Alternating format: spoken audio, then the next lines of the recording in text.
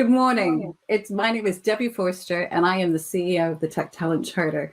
Welcome to our very first Flexie Festival, to our first session of our Flexie Festival for our morning coffee. Thanks for joining us today. Now, before the world broke, if we were in a real building, usually the Gherkin, I would be giving you some housekeeping on where the loos are, where you get your coffee, and what happens to do if there's a fire emergency. If there's a fire emergency, it's your house, just get out. Beyond that, if you look on your screen today, down below the screen where I'm talking right now, we still want to have conversations with you. So you're going to see a tab, one tab that says Q&A, one tab that says polls. So throughout the event, throughout the week, if you have some questions for us, please put those through. Now, there's probably 700 of you on the call right now, so we won't get to all of your questions today. And a number of you gave us questions when you signed up. This is part of a long conversation. And so we will be putting out blogs coming back. So do give us our questions. We need to know what you want to know. Or if as we're listening, you think, but God, I know the answer to that. Share that with us too. Farther down, throughout the event, you're going to hear us asking you about, talking about our annual report, talking about our open playbook, talking about our directory. Now, if you think, gosh, I'd really like to see what that looks like, keep scrolling down, you can find it. I'm also going to mention other sessions this week. And if you think, oh my goodness, I haven't signed up for those, you can do that. Scroll down, you can see where you can sign up for other sessions. Then at the bottom, if you haven't yet signed up for the Tech Talent Charter, and you should, it's free, it's easy to do for your company, and it is a great way of getting on board to really move the dial on inclusion and diversity. You can do that on the page as well.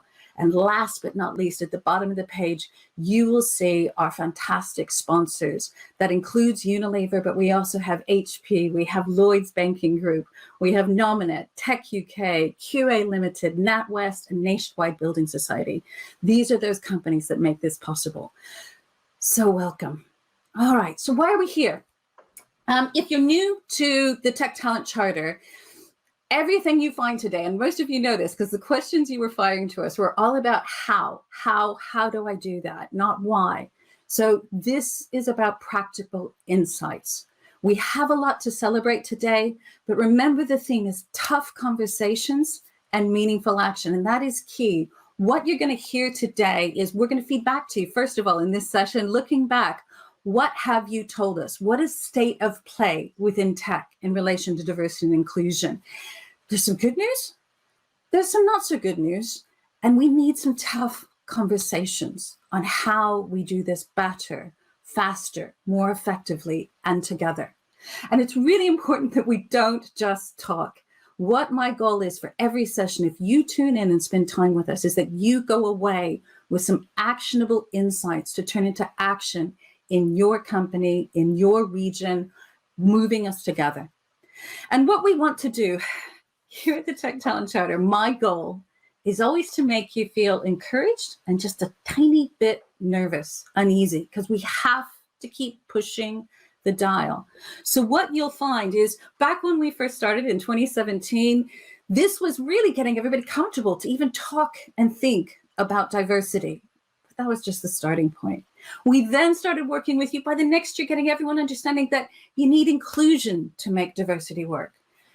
This year, we have to make sure that it is not enough to think about diversity, not enough to think about inclusion. We've really got to start thinking about how do we create systems for equity? How do we create belonging for everyone we're bringing in the room? And if you remember, we always pledged that we started with gender, but it was just the starting point. By last year, you were already telling us that you were ready to start thinking wider. And as a group, as our signatories, all 540 of you, you began saying to us that some lenses that you wanted to really understand and move forward on were ethnicity and social mobility. Well, in the last year, when the world broke, we saw how far we still have to go, not just on gender, but we're not all in this together. And this isn't impacting us all. And we also learned it's not enough just not to be racist, but that we have to be anti-racist. So we're going to be talking about that across the 3 days. So we have, if you're new, there's the morning coffee, have your cup. We have a working lunch. We have an evening cuppa. Today is about where we are and where we're going. Tomorrow, we lean into those topics around social mobility and ethnicity. And then on Friday, we talk about that game changer. It's not enough just to get our recruitment right. We have to think about those alternate routes into tech. How can we do retraining, returnerships? We'll talk to both employers who do that and some women who've been through that system. So thank you for joining us. I really appreciate it. 13 months ago, a lot of us were in the same room and we launched 2020, and it was not the 2020 we thought we were going to do. But actually, when the world broke, I'm really, really pleased to say to you, inclusion and diversity didn't stop. It didn't break. So let's take a moment to have a look back at what happened in 2020.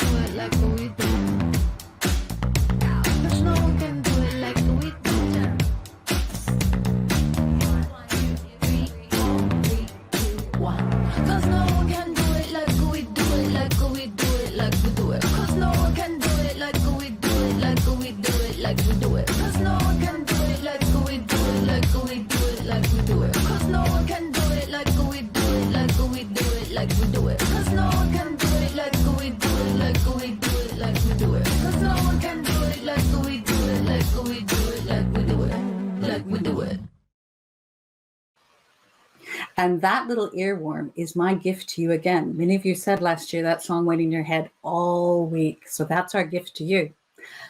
All right, enough looking back. Let's look at where we are in 2020. And that's particularly interesting as we've had announcements this week that mean that we're nearly time to start thinking about what comes next. So let's start off since the very start, since we became a thing in 2017, the Department of Digital, Culture, Media and Sport from the government has been a partner. They helped us, they supported us, they gave us early funding to make sure that this has always happened. So it's my pleasure to introduce the Right Honourable Caroline Dynage. Now, Caroline was appointed the Minister for State for the DCMS back in February of 2020. She is a great supporter. So let me have her welcome you to our event today. Good morning. It's a pleasure to be with you all in spirit, if not in person, as part of the Inclusion in Tech Festival.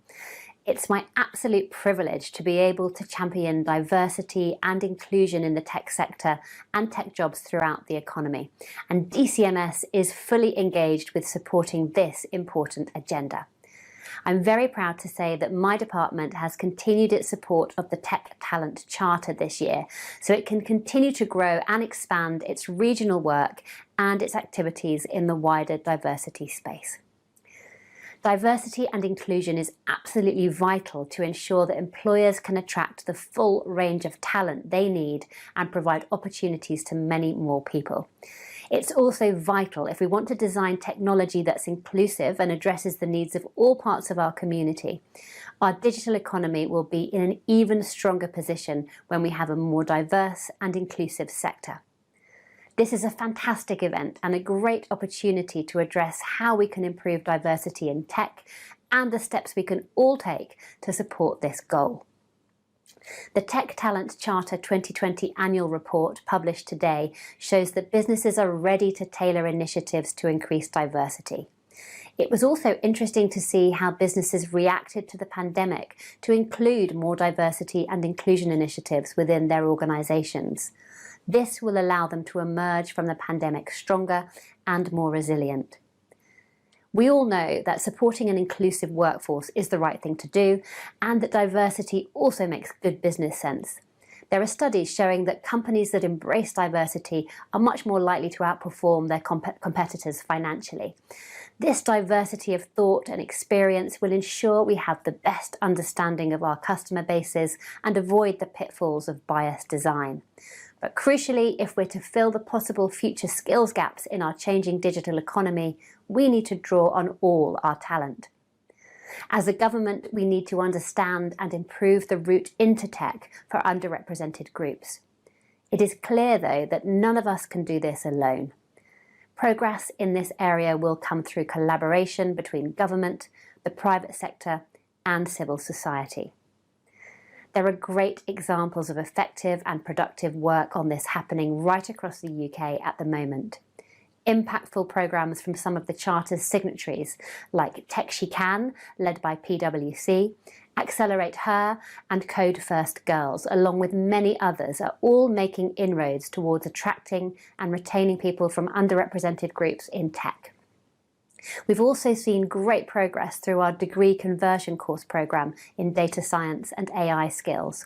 We provided £10 million for up to 1,000 scholarships to improve diversity on the programme, and over 3/4 of scholarship students in the autumn intake are women. We need to ensure that this excellent work is joined up and that these successes are shared to ensure best practice is emulated across industry and all across the UK.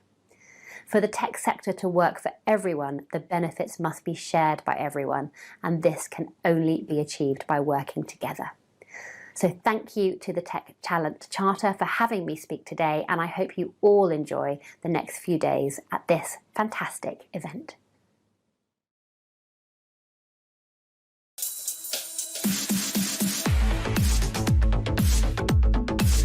In these challenging times, business leaders are reassessing priorities. A company's resilience and future success will be defined not just by its tech innovation, but by its workforce innovation. The Tech Talent Charter is driving cultural and workplace diversity and inclusion through a growing base of over 530 signatories from large and small UK organisations across industries. Their data informs our annual Diversity in Tech report, which helps us track progress and allows companies to see how they stack up against similar businesses on D&I and how they can improve. We're following the data, helping companies collaborate to make progressive changes at scale and seeing real progress. But the UK still faces a systemic issue when it comes to the tech talent pipeline. So in the 2020 report, we set a new precedent by asking participants questions about ethnicity. This is just the beginning, as we keep looking at other lenses of inclusion. To really move the dial on diversity, we must start conversations. With an increasing range of opinions in this space, it can be challenging, but we need to bring everyone on board, not just allies and advocates.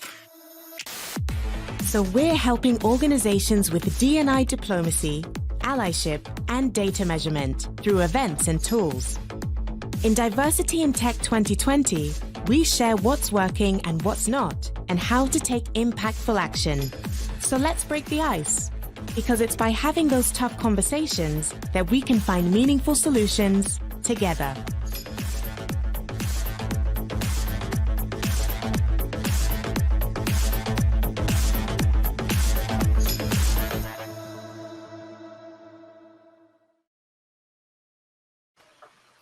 Okay, so it's time to look and think about our report. So if you remember, most of you who were on the call and are signatories, you all hated me back in September when you were completing the data, but you did complete that data. So let me share some slides with you to share our context. So who did it? Really great news. What was fantastic is 161,859 people. That's what this report reflects. Now, that number is a great number because it means we're now talking about 13 to 14% of the skilled workforce in tech. And that means we're in the room with the big guys, with the big boys and girls to talk about what we're doing. This makes it statistically significant, and it means that we're in the same sort of data sets that we get from the ONS. What I love to remember and we'll think about on all of our talks is that when we look at our membership, it's a nice split between our big enterprise-sized companies, our micro companies, our SMEs. And that means that we have a sense of what's happening across the whole of the sector. It's not just London. We are now UK-wide in looking at it. And when we talk about tech, I'm not just talking our classic tech companies. Yes, you can see the big chunk are those ones that the wider audience would know are tech companies, but we also represent a growing number of sectors. Thinking about headlines, the first one we always start with, first and foremost, is always gender. Tough conversations. So the good news is, everyone, that it's slow, steady growth. We're at 25% women in tech. And that's, if you compare in the UK, it's 19%. So we are ahead of the game. But if I'm going to be honest with us and thinking about tough conversations, and we'll dig deeper in a moment, that's a long way still from 50%. Now, in case someone is sitting on the call and thinking skeptically that that's all very well to say, but they're doing the soft, fluffy tech roles, whatever those are. So shame on you for thinking that. But what we were pleased to see when we look at those classic engineering roles, they were 17% last year. It's bumped up to 22%. So we are seeing growth. This was the first year, as you saw in the video, that we strongly recommended to all of our employers to report their ethnicity data.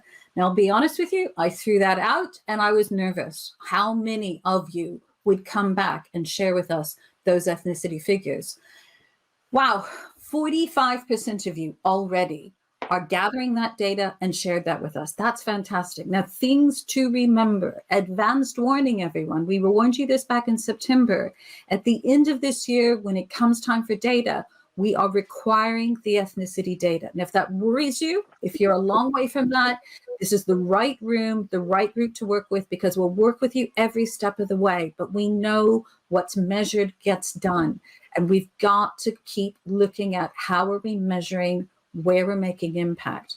And what was interesting for us to also know, because remember we asked those wider questions, is 81% of you are saying the high priority is gender. But I was pleased to see 58% of you already are saying that ethnicity is that high priority as well. Now, COVID, everyone was asking us, oh God, is this going to break us? We were pleased. Back in the height of the early crazy, we did a survey of businesses. And what was great to see is that a quarter of the businesses actually planned to make D&I more of a focus in order to emerge from the pandemic stronger. Now that's great. 60% said they would maintain it. So it's not taken the huge step back. Now listen, I'm not saying there wasn't tremendous impact on women, on underrepresented groups in what happened with COVID. But for what we were seeing across industry, this is not being abandoned at the side of the road. Companies are seeing that this is key to moving forward as we build something back better. And you can see from our stats that we looked at on the kinds of things that employers are leaning into right in the midst of COVID, rather than just abandoning that. And finally, remember, as part of our annual report, we ask more than just those headline figures. So when you go into our report, and remember, you can do that by scrolling down on the page to have a look at the report, you will see that as well as asking you as employers, we'll talk in a few minutes about how we went out to mid-level leaders to understand what they were thinking.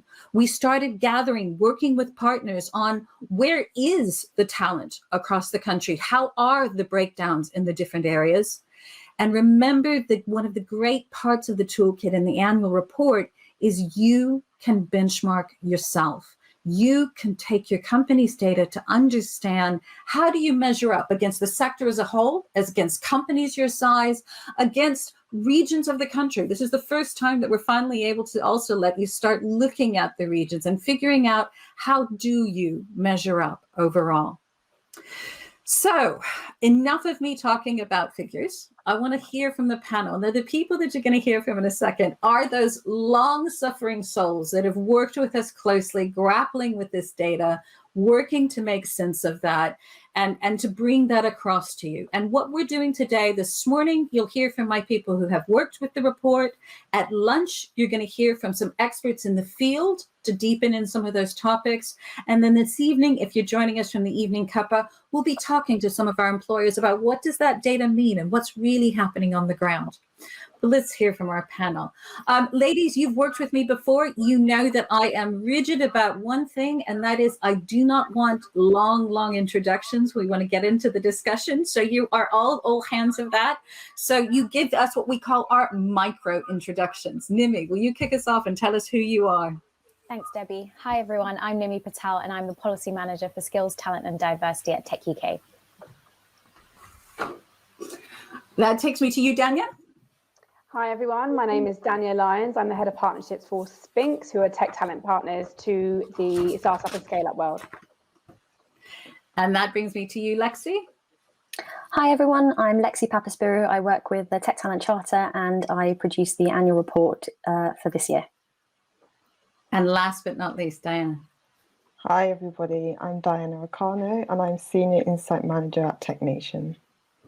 All right, everyone. Now, as we're listening, probably as the ladies are talking, you are going to have some questions. Remember, just below this screen, you will see that you can be posting your Q&A.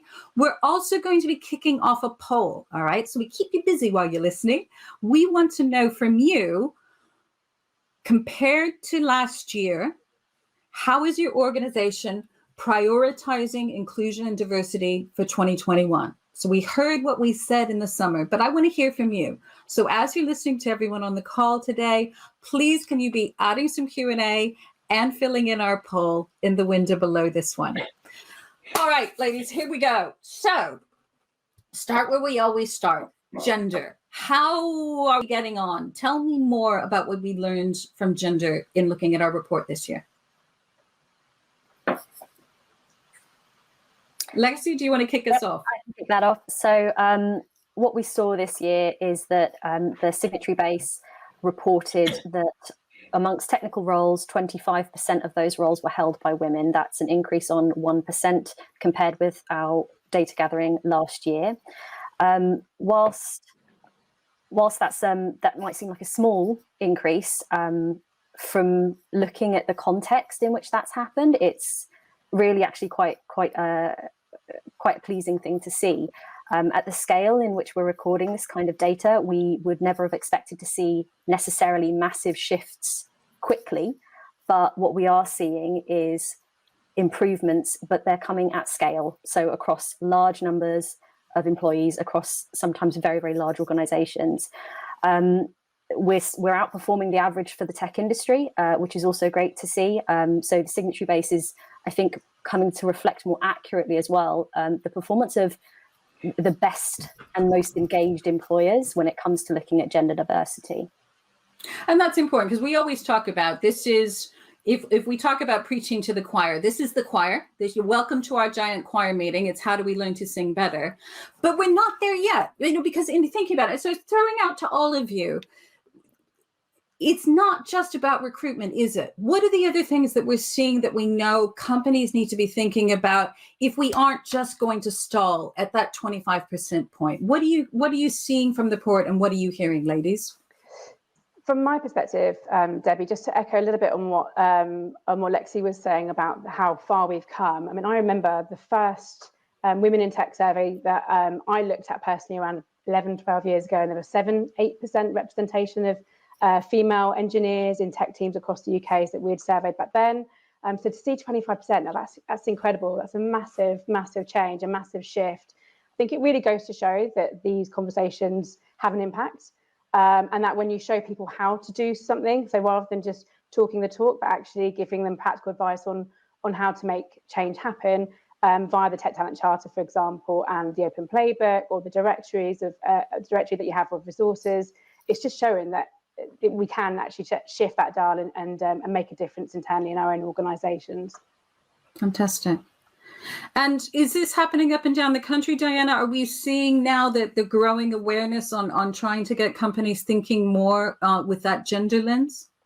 Yeah, so what we saw this year was there was about, well, a lot of the data that we had came from London and South East, which was about 64%. So for everyone that's on the call as well, this is also a plea for people across the different regions to please, sign up and submit your data, because it's really important we have a greater representation. And in terms of technical roles, there was again a skew towards London, South West, but also the East of England. We saw around 37% of technical roles held by women and other gender minorities, which was really important for us to see and to be able to look at how this compares against London, because obviously London is always the city. It's something that we talk about a lot. So to see that slightly higher than London was really good to see as well. And it was, and I think it gives us always that art of the possible, isn't it, when we think beyond this? And for those of you who are submitting data from other places in the country, it is exciting to see where there are bumps of progress, whether that's up in the Northeast, up at Newcastle, what's happening in Leeds, etc. But it is a call to arms for other parts of the country where that's lagging behind, because whereas we might talk in a few minutes that the ethnicity breakdown varies across the country, to the best of my knowledge, we are still 50-50 all the way across the UK. But listen, if I'm a company and I've been working on my culture, I've been working on my recruitment, but things aren't bumping, what are the things that I need to remind myself to be working on? Where do we as a sector on gender need to start doing more? There's a really interesting segment of the report, which I think is worth drawing attention to here, around flexible working. I know you mentioned this earlier, Debbie, about how the pandemic has drastically shifted expectations around how we can work and the art of the possible. And there's a really interesting TimeWise report that we reference in our report, which highlights that 9 in 10 people want to work flexibly, but only 2 in 10 job roles are advertised as such. And there is a really strong gendered impact of good flexible working options, whether that means part-time, flexi-time, remote working. These are things that can really provide access that is not otherwise available to gender minorities in this country, particularly linked with unpaid care burden. And that is backed up by a really interesting piece of research the Behavioural Insights team did, which highlighted that when you showcase your flexible working options in job descriptions, and that's a recruitment angle, but it also plays out in the culture piece. When you highlight those flexible working options, the percentage of women who apply for a role increases by 16%. And this is important. And I think to as a flag up to everyone, we have people from the Behavior Insights team and from TimeWise who will be joining us at lunch to dig deeper in that. So there is this huge piece. And Lexie, it's important what you said there is that the flexible working is desirable to people. So not just women. So what used to be seen as a mummy solution has now, we have the data to show that it's an everyone solution. And the great thing about COVID, while we wouldn't describe what's happening right now as flexible working, because we don't all want to be working this way, but the explosion of the myths, those dev teams that felt they could never possibly work flexibly or remotely if we all couldn't gather over a cup of coffee for our stand-up every morning, that explosion and that understanding that we can work flexibly, we can do remote working, we can do meaningful part-time work is crucial. And we're also seeing some stats. I was speaking to someone yesterday, don't worry, I won't tell you who it was, but he was making the comment, yes, but Debbie, when things get back to normal and we get everyone back in the office, and I had to warn him, the stats are showing those companies that say, and we'll get back to normal and we'll get everyone, that back to is a dangerous way of thinking, because now that people have tasted other, they will look elsewhere if we can't do that.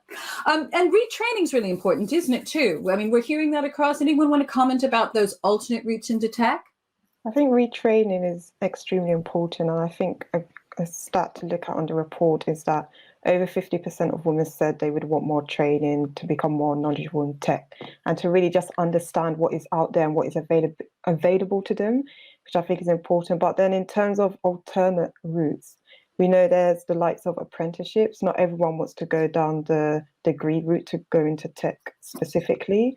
So there's apprenticeships, which is really important, but also different training schemes like Code First Skills, where you're learning particular programming skills and really to get that taste for what this type of job entails. But I think apart from just talk about more of the abstract, let's say hardcore training skills, I think also it's important to have that altruistic message, because a lot of people you do find sometimes if you speak to young people, they may say, okay, I want to be a doctor, for example. And when you do ask them why, they say, okay, they want to help people, but they're not aware that you can also help people through doing particular STEM subjects. Maybe you do want to go into engineering and help with like the medical robotics, and you are still helping people. So I think that altruistic message is extremely important as well to get a more of a diverse pool into tech. Spot on, Diana. And I think I'll bring in someone else in a second, but remember, we're also, if you're on the call, that's what Friday's all about. So in the morning, you'll hear from employers who are exploring and creating those alternate routes into tech.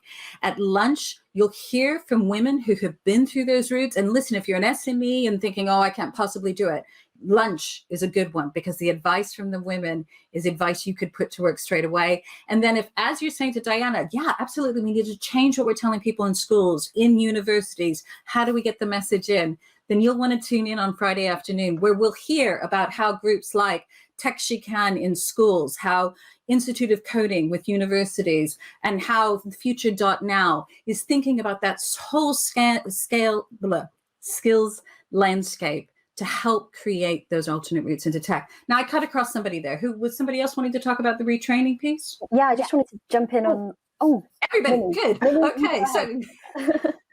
Well, what I was just going to highlight is that the report really showcased the different initiatives that signatories are really highlighting. So they're not just using kind of apprenticeships or coaching, they're focusing on mentoring, they're focusing on existing training for employees, and they're looking at grad schemes, a whole range of interventions. And I think when those are put together, we can see the efficacy of those, and we can see the impact of how they work, and focus in on what works for each organization to diversify not only the pipeline of talent, but their workforce as it comes in. Fantastic. And Lexie, you were going to say something? Yes, I was just going to jump on the back of what Diana was saying about making sure that roles are appealing in terms of what they actually do, as well as just the skill that's being used. So if you look at the breakdown of gender diversity by industry in our report, there's a real positive outlier, which is that the not-for-profit sector, I think, has 41% women in technical roles. And they have a comparable sample size to some other industries that are some of the lowest performers when it comes to gender diversity. And the skill requirements are comparable. So really the difference here is looking at what's different between maybe culture or practice, or what it is that you're actually doing in, say, an internet or a utilities company versus a charity. So there's definitely, I think, data to very much back up what Diana was saying about making sure that you're conveying a really compelling why for whatever it is that your organization does, and in whatever sector you happen to be in.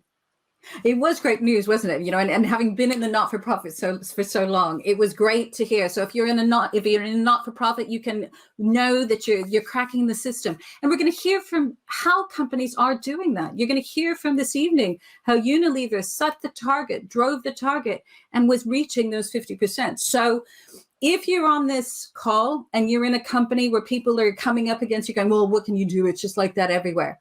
We can arm you with the research, with the stats, and with the best practice to show this is possible to move the dial in that way. Okay, so we know it's not just recruitment, it's about retention, it's about growth, it's about alternate routes into tech. But we, for the first time, because we do have a large chunk now of recruiters in their own right who are signatories, but we asked a survey of both internal and external recruiters. So this is the first time that we've had this kind of insight report. That was interesting. So who wants to leap in and talk to me about what we learned when we asked about recruitment practices? I'll take this one, Debbie. I think what's really interesting, actually, looking at the report, is that the recruitment agencies tend to have a higher representation in their shortlists of female candidates than internal recruiters. That doesn't necessarily mean we have access to more women. We could possibly explain that by saying that we represent that one person across multiple roles. I mean, what is very interesting is where you are internal, you are able to understand a business probably a lot better than a contingent recruiter would.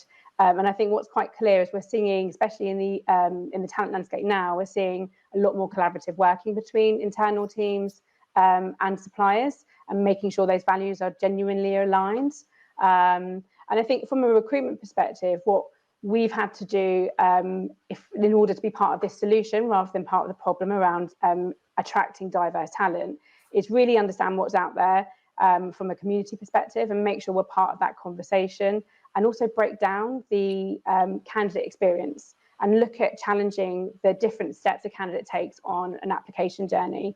So, for example, looking at job descriptions, do they need to be written job descriptions? Could they be videos? Could they engage people better if it's not a traditionally written job spec? And really asking those questions around kind of the why at each point. Looking at interview processes, does it have to be a 3-stage interview process where you are interviewed by 3 or 4 different layers within the business? Could we offer a suite of interview styles? Could it be a video? Could it be written? In order to try and capture as many diverse groups of people as possible. And then challenging, I guess, the hiring managers that we're working with around the language that's used, the interview panels, and the decision making. And I think really what we've come away from within Spinks, from a learning perspective, is we need to move away from this the gut feel. So where people can't specify why someone isn't right, if it's based on a feeling or a gut instinct, then perhaps it's not the best decision making process to have. And usually when we're talking gut, we're talking unconscious bias, aren't we? And it is that, and I think in looking across that, it is about this flip in mindset, isn't it? For a lot of our companies that have made the leap ahead with the same determination, data, training, structures, thinking mindset, the way 10 years ago, companies were starting to understand the user journey, the customer journey. The companies who are getting ahead now are thinking about the employee journey, the recruitment journey. And it is about genuinely changing how we do things. And the companies that do that are seeing the benefits. All right, so lots more to talk about gender. We'll be talking about that across the few days, but this hasn't been just about gender.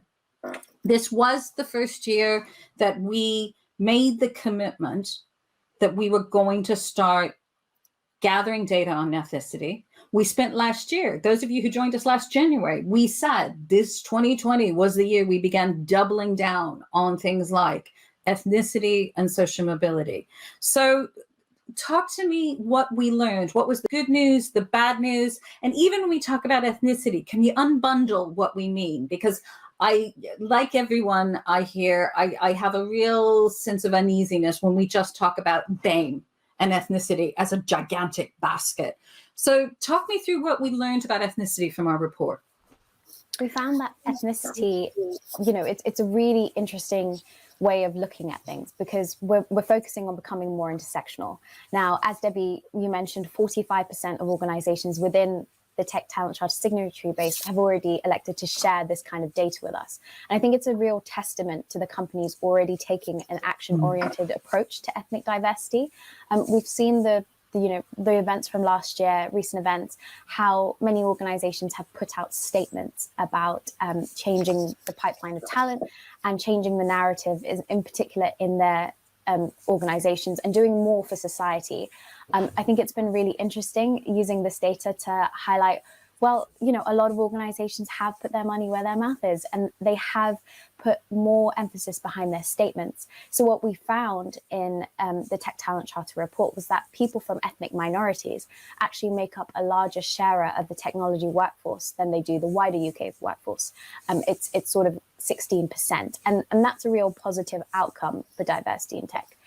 However, when you break that down, because we just, we lump ethnic minorities together under a framework of sort of BAME, which is Black, Asian, and minority ethnic, we see that there's actually a lot of nuances within the data. So the Asian and particularly Indian ethnicity is overrepresented, and we're getting an underrepresentation of those from the Black community. So what can we do within our interventions to ensure that we're not disguising the underrepresentation of other groups, and we're not just focusing on the issue as in silo. We're looking at it with regards to gender and focusing on it more intersectionally. I think when we discuss BAME and look at the term, it's not representative, and I think the Tech Talent Charter recognizes that, but it's useful in ensuring that we leverage meaningful data rather than lose the needs of minority groups. The ONS is doing great work in categorizing different kinds of ethnic representations, and so it remains to be seen sort of with this year's census as how we take that forward. A lot of companies in techUK's membership who are Tech Talent Charter signatories, such as Accenture, EY, are looking into ways to highlight kind of ethnicity pay gaps and what more they can do on this issue. And I think it's fantastic that the Tech Talent Charter Open Playbook has real resources on how to increase the representation of Black talent from across a person's journey. I think that's really important to make that distinction. And I think there will be some people on the call, I think particularly if you're a multinational organization, that's saying, Debbie, that's all very well to talk about the UK, but I'm in parts of the world in which it is illegal to gather some of this kind of data. I'm in parts of the world where so for you, I will say we will remain UK based, but what you will find in April and beyond is that we will be having hack sessions looking at how we gather data to try and create a shared sector-wide way of gathering data that can help arm you in discussions of beyond the UK. And if you're on the call thinking, but Debbie, I'm nowhere near being able to get the data, you'll hear about that over the next 2 days. We again have things in the toolkit, how to start on the journey, and we will be having hack sessions, working lunches for free that you can join to go on that journey. What did we find? We talked about, so in terms of the whole of the ethnicity, we're slightly ahead of the game. You say to me that when we talk about, if we look at just Indian representation, it's higher, Black representation, it's more. This last year was a year that I felt sad when I heard people talking about the birth of #Black Lives Matter, okay? Whereas we know with George Floyd, it was another resurgent and a lot of companies woke up. What do we know about our members from the data shared in terms of Black representation? I'll just jump on there quickly. So also from a regional perspective, the highest percent, which was obviously quite shockingly low, there was 2% of Black people within tech roles, and this was across London and South East, where obviously we know there's a higher weighting of Black people. So that, according to census data from 2011, we know there's about 13% of Black people within London. So that was shockingly low.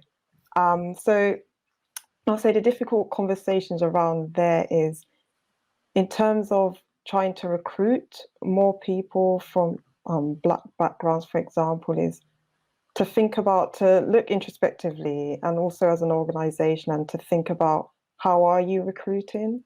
Yes. What job boards are you reaching out to? Are you just going through like the same streams? Are you just using specific recruiters to do this? So already from that, I'll say from the starting point, is it open to a wide varied amount of people in order to actually try and get the representation?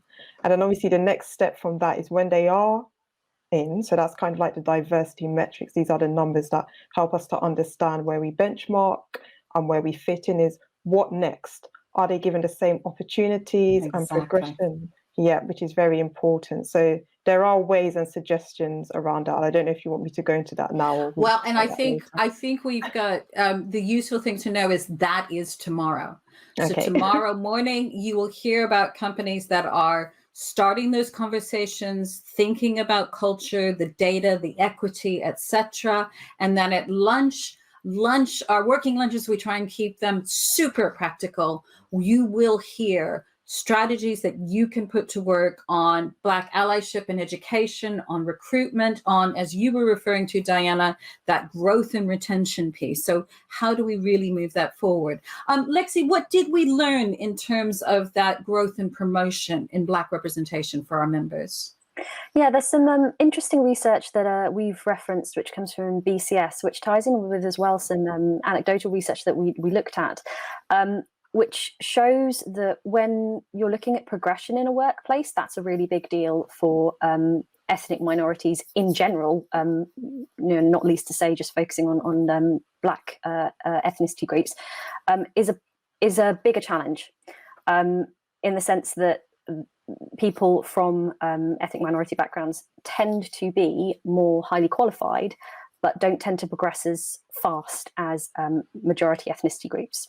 So I think it's really interesting that we've turned in this report to looking at a different problem. And I think that's a really positive thing, because if we were just looking at focusing on the same problem every single time, then that wouldn't be particularly promising. But what we've started to be able to dig into with research that has emerged from lots of different places is where the challenges are potentially arising. And I think the really positive thing about understanding the need to focus on progression and retention when it comes to looking at ethnic diversity, that is something where good practice and policies actually improves diversity and inclusion for everyone who finds themselves in a minority group, whether or not it's an ethnic minority group or otherwise. So yes, the BCS stats in our report, I think, are quite interesting in kind of illuminating that pipeline and potential ceiling issue. And I think when we talk about that, that is where we start getting into those very interesting and challenging discussions on equity, on those things, on belonging. So it is moving beyond that tick box diversity. Can we count the number of people in the room and we've ticked that box? It's actually looking and challenging how we're doing things and looking at that. Okay, it's been, 30 minutes since I've said the C word. Let's think about what have we learned about the impact of COVID, good, bad, and indifferent. We talked to some of our members, and more widely at the height of the crazy. We then talked to people in September. What did the report tell us on how our members responded to COVID from a D&I perspective? The biggest thing we found is exactly what you would expect, which is about a quarter of companies focused on increased flexibility. There was also a really interesting prominence of focusing on mental health and well-being issues during the pandemic. So 18% of our signatories reported that amongst the initiatives they took to try and cope with the pandemic, mental health was a key part of that.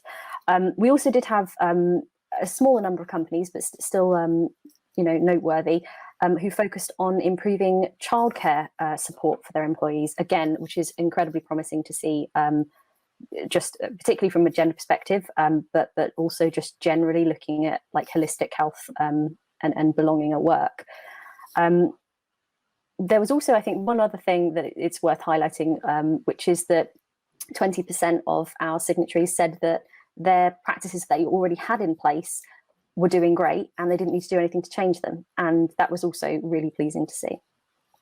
It was, because those companies who were already on the road to flexible working, to remote working, were that much farther ahead. So two things I want to add on. I mean, I was, like you, delighted to hear that the issue of supporting mental health. And, you know, Dania, I've been at one of your events for Spinks, where you've talked about the importance of mental health, remote working, etc. So I think, and this is what happened. We used to talk from an inclusion lens that it was important that people could bring their whole selves to work. COVID meant work came to our whole world.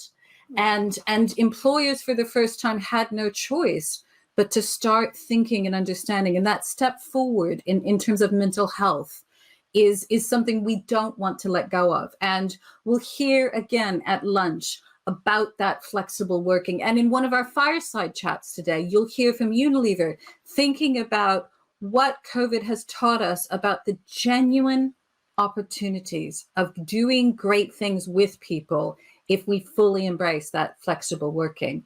And the childcare piece is interesting as well. I read some research a few months ago that was suggesting that one of the impacts of COVID could be as socially significant as World War II, insofar as, now I know the stats show that women still took up the majority of childcare and domestic duties. However, there was some interesting research that said within the UK, the biggest percentage of men were taking on an increased share of the domestic and the childcare under COVID.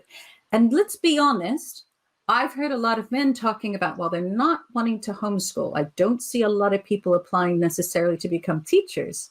For a lot of men, that increased involvement in home life is something they will want. So companies that are thinking about childcare, meaningful part-time work, it again goes back to what we said earlier. This is important to people, not just moms, not just women. All right. Now, the other thing that I found the most interesting from the report is we've known for 3 years, we've talked at the point all along about the absolute imperative that you get top level buy-in, C-level buy-in when we talk about D&I.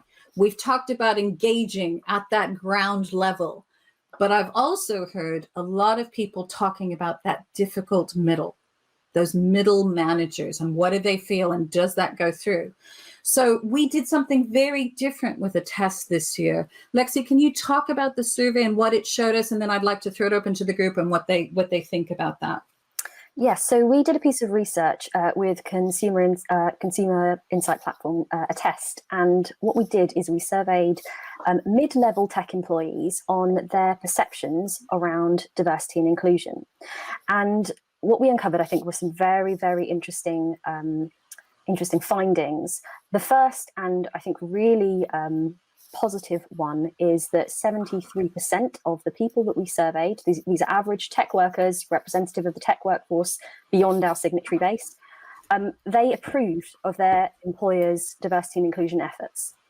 A further 20% were undecided, but the vast majority of them were actually approving of those efforts. And actually, if you segment that by age, the younger the respondent was, so under the age of about, I think, 39 and under, that percentage of approval actually goes up to 80%.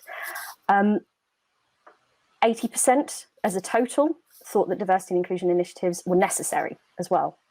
So we kind of saw from this research that there is very much a mandate amongst the tech workforce that doing something about diversity and inclusion in tech and trying to improve it is something that is thought of by the workforce as being the right thing to do and being something that they would welcome.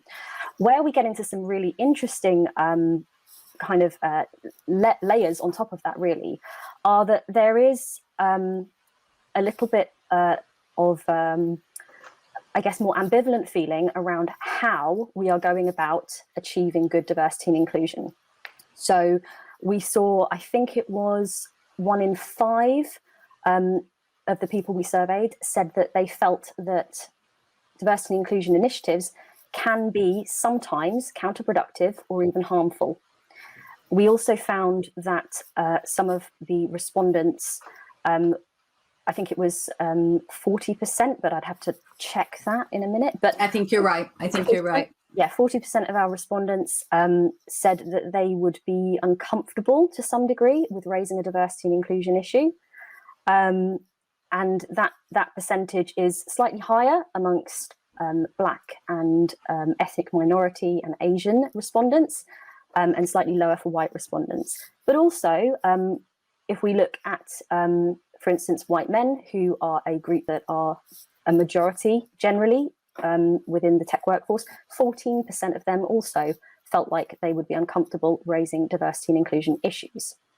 So this whole piece is around D&I perceptions. And I think what it's allowed us to see is that there is this general positive sentiment around trying to improve diversity and inclusion, but that we haven't got a consensus really around what is the best way to do that.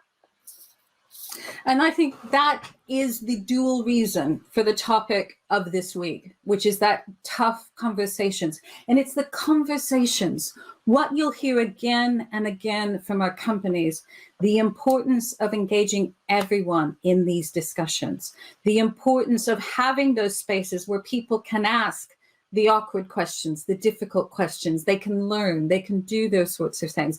And remember again, it's always the tough conversation, but remember the good news. If you're an employer and you're thinking about things, if we say 73% of companies approve of these D&I initiatives, pick how many things in your company that you could get a 73, or for the younger group, an 80% approval rating. So the what, we're winning. The how, we've got to discuss, and it is digging into that how. And over the next 3 days, we will talk what's so important, and it's what I saw coming up on the back of the George Floyd murder and hashtag BLM is after the hashtag, after the black box on our social media feeds. What are we doing? How are we carrying on those conversations? How are we both working on the training and the support and the culture piece, but how are we measuring through data? So we're cutting through gut reactions. So we're cutting through unconscious decision-making. How are we tracking these things to move people on? But we have to move past the discomfort. Now, this is something I often say. The accent is strange. I've been here for over 30 years. American, but been here long enough to feel I'm caught up in the bit of how terribly afraid we are of getting it wrong, okay? And we saw that in some of the questions that were even coming through. How do I ask this question? How do I do this without offending? How do I avoid saying something wrong? And a lot of people telling us, well, I didn't say anything because I didn't want to say the wrong thing. But we're going to have to start realizing saying nothing is the wrong thing to do. As I said, one of the most powerful things to come out of the terrible things in that time was the concept that we all have a role, not just to be not racist, but to be anti-racist. But we need to create the systems, the culture, the mindset, the data, the accountability to make change possible. So what are some of you hearing, whether it's techUK, TechNation, Dania, you work with a lot of startups. Where are we on these conversations and creating safe spaces to move things on? So if I can go first, I mean, it's really interesting. So this does require a multi-layered approach. And we've heard it said quite a few times in these types of events, there isn't a one size fits all. So we can't just go, bang, here's your solution, this will work. It has to be genuinely part of a culture. So it does have to be driven from the top, but it's not just a statement, it's a belief. It's part of the golden thread that holds the culture together. And then that's kind of cascaded down through the management, down throughout all processes, your suppliers, all the journeys your clients and your customers and your employees have. And it becomes a really interesting exercise when you look at where you are now. and then kind of align that to where you want to be. And I think that's where the power is. And I know we're talking about day to day, we're talking about the report, but the power really is here, understanding where you are from a diverse perspective. So moving away from the, oh no, we're fine there, we don't have those issues, to actually, we'll back that up with the data. Let's look at ethnicity throughout your business, how many people at different levels fit into specific diverse underrepresented groups, for example. Who are your suppliers? What are they doing about attracting diverse talent to your business, if it's a recruiter, for example, or an offshore development team? I mean, startups and SMEs really seem to be getting this quite right. Maybe it's because they are smaller, so they can ingrain that culture of diversity of thought being paramount to their business growth. And it's easier for them to then scale that. It does feel harder to go work backwards, where it's a bigger organization, there's multi layers involved. I think individually we all have to be accountable for our own actions and what we can do to precipitate change. And then widely, we need support from the government level. We need the gender pay gap report to be published and more. Amen. No complaints here. I mean, we would always shout out one of the best things that happened for gender, not that it was a perfect measure, but the gender pay reporting tore the plaster off that made people start looking at data and start the conversations. We'd love to see the same thing. It's why we will continue to gather data, but we would call on government to do that, to bring that back in, to start those conversations. Anyone else want to build on those before we start thinking about what our audience has in terms of questions?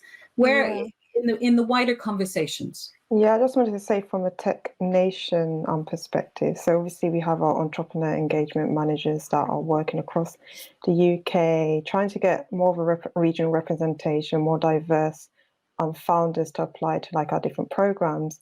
And some of the success stories we've been seeing, for example, TechSpert from Cambridge, they've, in light of the BLM movement, they've been looking at offering internships specifically to people from disadvantaged backgrounds, because we know if these people don't have like a parent or know anyone within their network that work in, let's say, a typical middle class job, it's less likely they're going to go down that route. So it's really opening that space to them and give them an opportunity to work in, I guess, a world which they would not really have access to otherwise. And then from a London perspective as well, Monzo, they have their active DNI dashboard, which shows their year-on-year progress.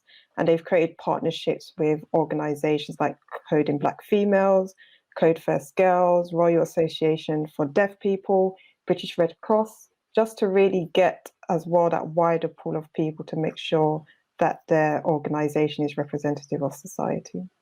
Fantastic. And we're going to hear a lot more success stories like that and how that's happening across the 3 days. Anyone else want to talk about where we are on the tough conversations and taking people with us?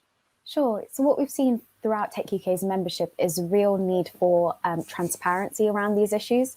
So you would be transparent about things such as pay bands. Why wouldn't you be transparent about inclusion and belonging as to especially if you're collecting data on protected characteristics? It's all about bringing everyone in the workforce along the journey with you to ensure that, we're combating things like diversity fatigue. I mean, I know no one attending this festival will feel that way, but often it can be relegated to something that's nice to have rather than something that is crucial and that is, prioritized, especially, I guess, against the backdrop of this new normal and as we, focus on economic recovery in the UK. Having this accountability from not only senior leadership teams, but as Dania said, from your own personal beliefs, your individualistic nature, we can really forward the look of, well, this is what we're doing and we're in it together. It's not just something that we're putting out there, we're doing it internally and externally. And providing and prioritizing kind of transparency and evidence, I think we can bring those employees along on the journey and truly reflect how we want to see ourselves. Lexie, I think you wanted to jump in on this as well.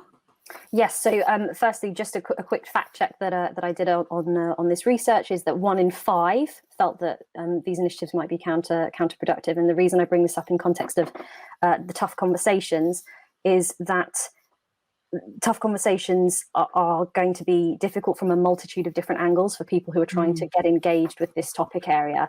And as you were saying, Debbie, about having leaning into the discomfort, and what Nimmi, you were saying about making sure there's transparency, I think one of the big issues that can help sway or help make a really persuasive argument around why this is a good thing for everyone is around the issue of meritocracy. It's something that came up in our research piece, just around this idea of highlighting why whatever initiatives you would put in place are statistically helpful to what you're trying to achieve. And that comes back to Nimmi's, as I said, her transparency point, where we're seeing people who are not leaning into these tough conversations, even if they have something like a concern they might want to raise. The most commonly cited reason for why people aren't doing that is because they feel like the initiatives that are being put in place haven't been checked to make sure that they're working in the way that they should, and that those results are desirable. And I think that from an employer's perspective, leaning into ensuring that you are transparent about how you're measuring your initiatives and what the outcomes of those are, and reflecting on them honestly, is really key in then combating people who combating the opinions of people who are not yet bought in or persuaded by what we are trying to achieve. And you will hear some interesting conversations over the next few days of companies, even companies that are, award-winning in this space, like Atos, talking about both that transparency, but the importance of individual conversations to win people to a case, because it is absolutely vital that we have the transparency, that we're measuring, that we can demonstrate impact and we can demonstrate that fairness. But then it does still need those safe spaces to have that conversation with someone to try and win them to the case. So I think in terms of looking across that, it's all to win. If we know that 20% still have those concerns, 20% are on board, 40% not sure either way, there's our 40%. There's our gold prize that we could be pushing for to win people to this conversation, to move it forward. Right. So what I'm hoping now is that as you've been listening, that you have some questions, that you've been putting those through. Remember as well, you had some homework to do if you haven't done it already, because I do want you to fill in that poll, because we want to understand how your company is moving forward from that. All right. So one of my questions that's come up and said, we know there've been some systemic conditions which exist that impact some groups more than others. How do we ensure companies focus on eliminating barriers rather than doing all of the talk on how we fix the underrepresented groups? How do we move to help shifting on removing barriers? Does anyone want to lean into that one for me? I can get started on that one. I definitely think that when it comes to just generally good D&I practice, it's all to do with actually getting your own house in order and making sure that your policies and processes and systems are as robust as they can be. And that means doing what Dania said earlier, which is a multi-layered approach where you put time and energy into making sure that gut reaction or instinct or any of those things that we've historically relied on around decision making are not the things that we necessarily rely on to make any kind of people decision. Now, I know that in reality, people are always going to be making decisions that are just, intuitive to some degree. But what we can try and do to try and unpack systemic issues is actually designing systems that have had thought put into them. And when I say systems, I'm not necessarily talking about like AI or tech products or anything like that. It could be as basic as how you go about hiring a person, and what information do you require from them, and what are the options of how they interview, things that Dania mentioned earlier. If you put the time in up front to design really good processes and systems, you remove opportunities for biases to creep in. And those biases are the things that at scale can produce a system that is not necessarily fair to everyone that's going through it. And to add to that, Debbie, if that's okay. Of course. Building on what Lexie was saying there, it's important to bear in mind, especially from a talent perspective, that as much as an employer, you're choosing someone to come into your business and you're thinking about how they can impact you and how they can achieve X, Y, Z, and their diversity of thought and how that can complement your team or your innovation overall. The other side of this coin is the individual that's choosing to work with you. It's a massive life decision that people make when they choose to join a business. And they are now, thankfully, looking at more than just financial reward. They are looking for people and for businesses whose values align with their own. They are looking for people that respect that they have a family, or that they have caring responsibilities, or that perhaps they need different accessibility to work or technology in order to do their jobs. And those things are now factoring into decision-making processes for a candidate. So if you are looking for hard to find talent, or if you're looking to scale at pace, those are things that you do have to consider. You're eliminating the barriers internally, but you're also considering, what you have to offer the people that you're bringing into your business, and then how you make that a reality throughout their life cycle with you. And that's huge, Dania. And it's interesting because that's really going to come through on Friday at lunch. Because when I ask these women who've come to these alternate routes in tech, what is your advice if I'm an employer and I want someone like you? A lot of these questions are coming through. Remember, everyone, even with all of the displacement that's happening under COVID, we still don't have enough tech talent. And therefore, people can afford to be choosy on roles. So more and more, if you want that talent, that diverse, that inclusive talent, we need to think about what we offer them, and we need to rethink that whole process. And it's not just about getting them in the door. People want to know where is my career going? Where's the growth? Where's the promotion opportunities? Right. Okay. Another interesting question. We've banged in, as you'd expect us to do. We've banged on about data. Okay. So what is a baseline? If I'm a company that is starting to think about data, what are we seeing that companies on the journey, those who are ahead and those who are catching up, what are the kinds of data I should be gathering? I can jump in on this one again. Jump in next. Kick things off. Everyone is in a different place, and I think the first thing to recognise is that wherever you are, that's cool. It's great that you showed up to the party. Wherever that starts for you, that's fine. Obviously, there are going to be areas of data such as, for instance, gender, which you might already have in like an HR system, things like that.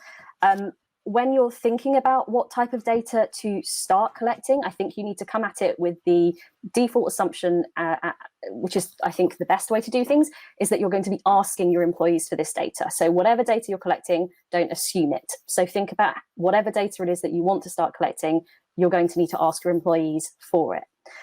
Typically, the type of data that we've seen people collecting based on what they've reported are things like gender, disability, ethnicity, and age. Religion is also something that is collected.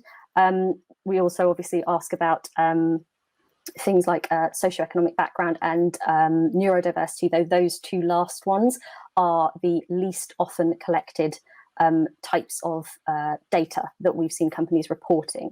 But wherever you are, I think it's about working out what is possible with the infrastructure that you have at your organization, and that's going to be very different for all organizations. Gender and ethnicity are places that are more commonly known about how to go about doing that, because lots of organizations are collecting that information. But the key thing is that however you're collecting it, make sure that you're looking at how to do it via a self-identification survey. So how are you going to encourage and persuade your employees to feel confident to give you that information so that you can understand how you're doing against a national baseline? Now that leads really well into my second question, and I'll draw on all of you on that, because there was somebody that said, okay, if I'm going to start asking some of this data, if I'm going to start be looking at get these breakthroughs, how do I win my employees over? How do I create the culture, the systems to get people to share some of what might be quite personal data? What's some advice that we could give to employers? I'll jump in on this one, because I know, of course, this is very sensitive data, and more people are more concerned about the data they're sharing. I think it's extremely important for companies to be absolutely transparent about what they want to do with that data, so the actions that they want to take, as opposed to it has to come across genuine as well. So it's important to have an internal sponsor, and also for everyone to be bought in. So you need to tell the story and explain to your employees, why are you collecting this data? Why do we need it? What does this mean? And what are the actions we're actually going to take? And to show, the results of this and what the plan is to do and what the strategy is. It can't just be within like a closed group of people, because then you have to think about it from a personal perspective. Would you be bought in? Would you want to share the data if it just feels like, okay, they want to collect it maybe to, tick boxes, but we don't actually see what the outcome of this is going to be? So I think that's really important, so that the employees feel like they're being brought along a journey. Yeah. I think it's huge. And when we do our fireside chat with Unilever and talking about the inroads they made, one of the things they talk about is that whole culture piece. And whenever they're thinking about moving into a different lens in terms of inclusion and gathering data, there is that employee engagement piece of building the trust, of building the transparency, of being clear. Now, again, there's no single answer. There's no single way. Some companies begin this by doing that through anonymous surveys. Others start with named ones. So that, again, it's what you've heard from all of the women on the panel again and again. No secret success. There is no magic bullet. You start with who you are, with your culture, and bring people with you in doing that. But do remember, we will be talking about that in some of our sessions.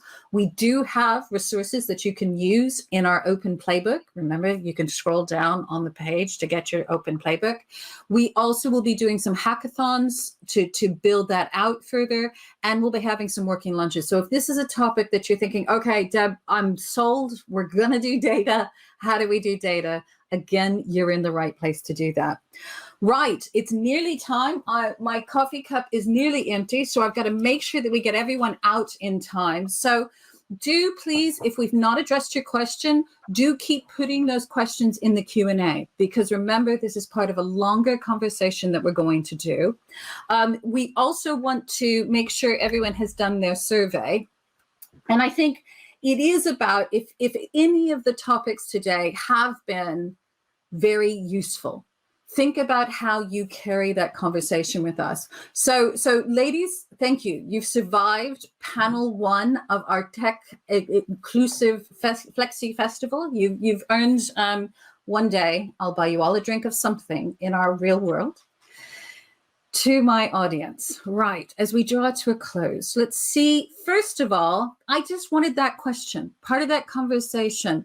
So Steve, there's a magic Steve behind the screens right now who's going to show me. Can you bring forward for me? I need to know, how is it comparing? Oh, okay. So looking at that, you do know how to brighten my day. 80% of the people on this call, their companies are looking farther. Nobody says it is lower. No, only 1% says you're not prioritizing at all. And hopefully we've armed that 1% on how to do it. 19% staying the same. So you are then in the right place. This is the way to go forward. This is going to be these 3 days for our Flexi Festival about how we make those tough conversations happen inside our office walls, outside our office walls. This is about how do we take meaningful action together, what we can do to move this on, because we're only just getting started. This is a long journey. One of the things, when you join the Tech Talent Charter, if you haven't, you should. Have I mentioned that? It's free. But you're committing to 4 things: people, plan, practice, and data. Now that people piece is that senior signatory. Because remember we said you've got to have that top level buy-in that says this is a priority. And you're going to hear that again and again from our employers who are making the progress. You have to have at the top, this is not just a nice thing. This is not just a feel good. This is more than a hashtag. This is a business priority. The second thing we say is you have to have a plan. Now that sounds painfully obvious, but that's something that everyone has to affirm every year, because becoming inclusive, creating a culture of equity and belonging is not a one-off, we do this in Q3 and we're done, okay? You don't get a vaccine and then you're inclusive. This is an ongoing journey. You'll hear even from companies that are right down the road. They describe themselves, we're still at base camp. We've not reached the heights to create the kind of inclusive businesses that we can do. And this is the year to do it. All right. We now have in the UK, those of you who are from outside the UK, fill in the blank what's happening for you. I can't imagine it's terribly different. In the UK, we still have a talent gap. We don't have enough great people. We also have more companies who have woke in the last year and realized, if they didn't realize it before last March, every company needs digital talent to survive, to thrive. We also have a huge amount of people who have been displaced from work. We have talented, experienced people who now are in industries or jobs that are looking elsewhere. If we create the inclusive culture, if we create a sense of belonging, if we get better at our culture, our equity, our recruitment, and our retraining, and our alternate routes into tech, we can bring the need of what is happening in the UK with our need for great talent, and we can move things forward genuinely in this year. This is no longer thinking about how do we get back to where we were. We are going to use Churchill's never waste a good crisis. By golly, we've had a crisis. We're going to take the world that was broken and we're going to build something that is different, that is inclusive, that is innovative moving forward. If you are a signatory, thank you.